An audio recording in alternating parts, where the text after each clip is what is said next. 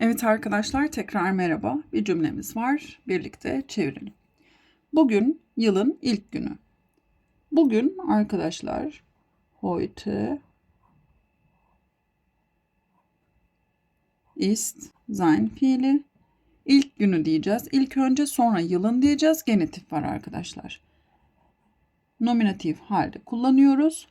Der Tag olduğu için der erste Tag.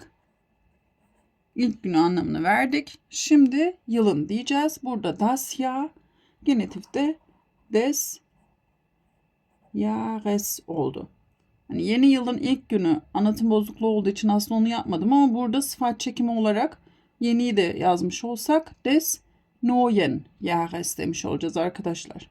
Heute ist der erste Tag des Jahres. Görüşmek üzere. Hoşça kalın. Mutlu yıllar.